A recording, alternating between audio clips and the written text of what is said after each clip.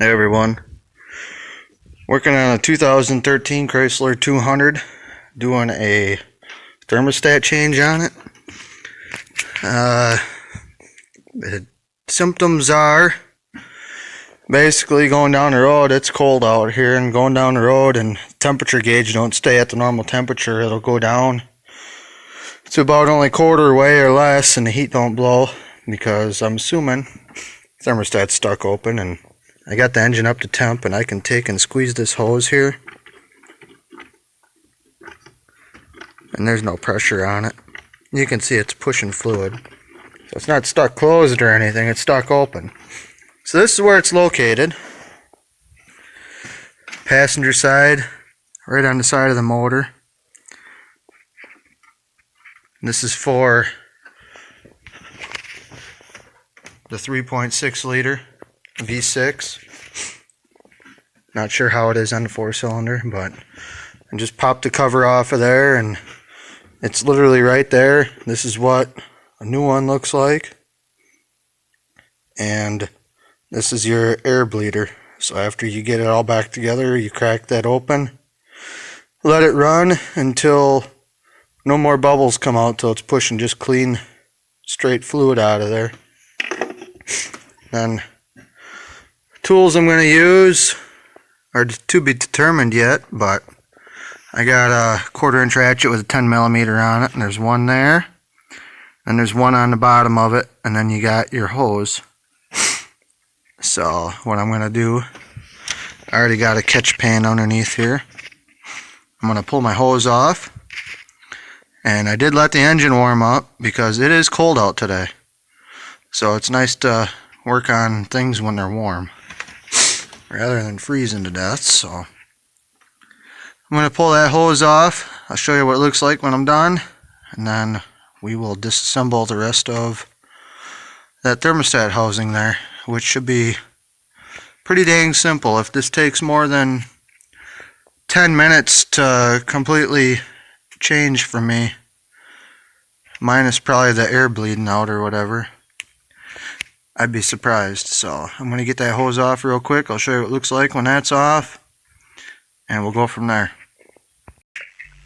So I got the hose clamp off here. I just used grip pliers to pinch it, and then I took and turned this down to pinch it in farther and farther and farther so that it would take the pressure off and squeeze it so you can pull it back.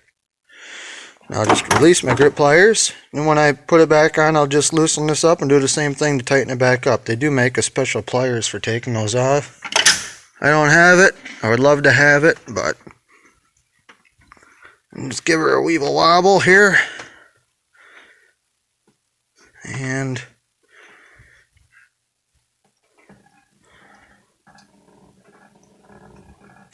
I don't want to take it right off because it'd be a big old gusher. I got my pan underneath here.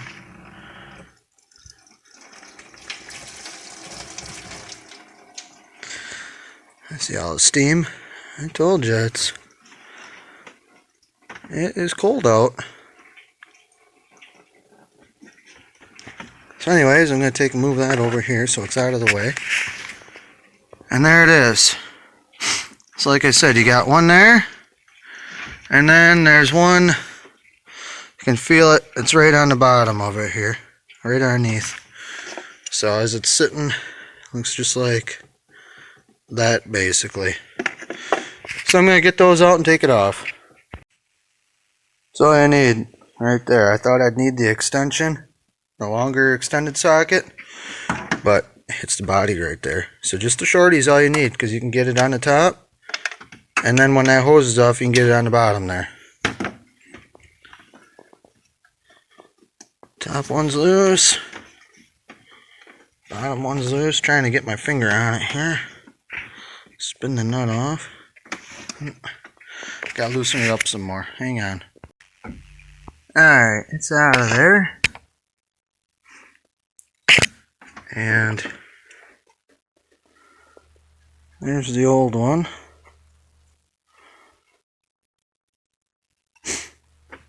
So comparing it to the new one,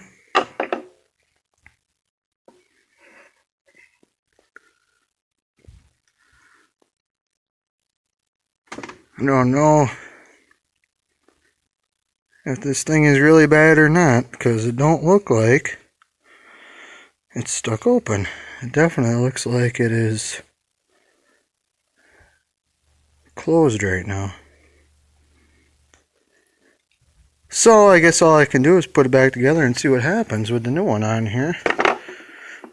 That one there could be weak and just transferring fluid through, but I think what I'll do actually is go put it in a vise and see how easy it is to push that open. So when I push on the old one here from the inside, you gotta push on them from the inside outwards. That's how they open or whatever, but when I push on it, the old one doesn't open up any harder than the new one, so I don't think it's stuck open here. Looks like it's closed right now. So I guess we'll find out. I'm going to slap the new one on.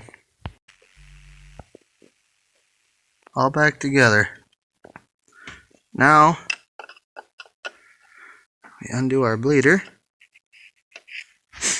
Actually, I'll loosen it up just a little bit. I'm going to start the car. Make sure your heater and everything is on.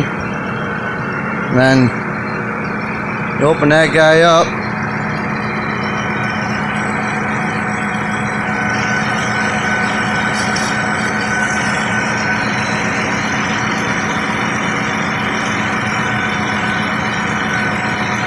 You kind of see how it's spitting.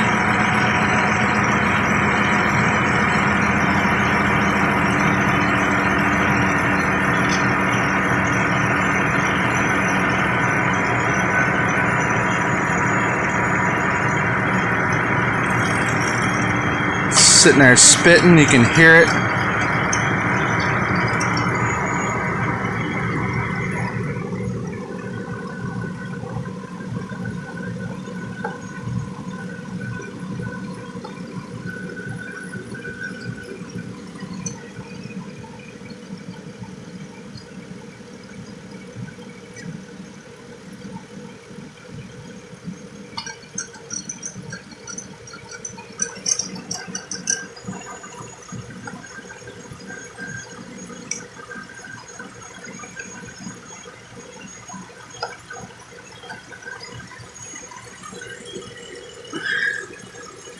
Try and get it to go back on here straight again.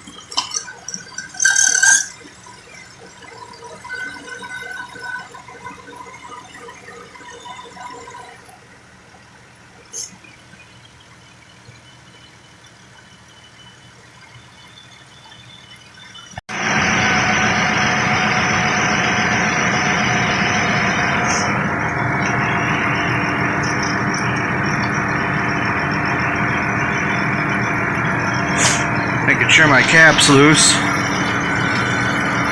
You can kind of see it's just a steady stream now. It ain't really spitting anymore like it was.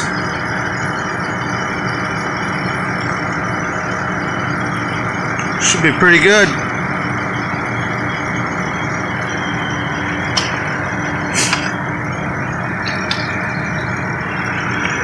Then you will have to top off your coolant level when you're done.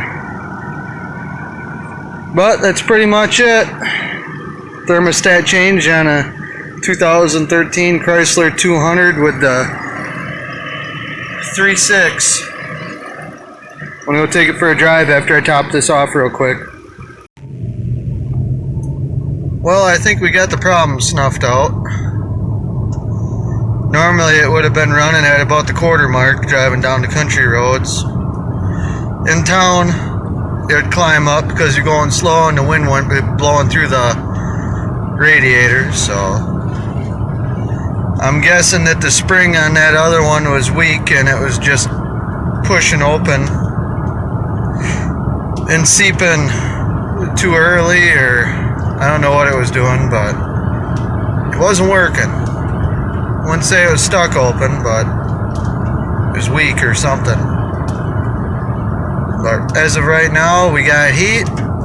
Temperature gauge is where it always used to be, so I'm happy with that. Hope this helps somebody in diagnosing and in repairing their Chrysler 200. So I'm home with it now, and what I want to do is just bleed this one more time. Make sure there's no air bubbles since everything's working around here.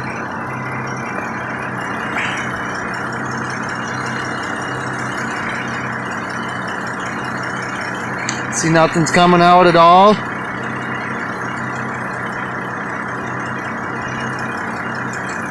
It's good to go.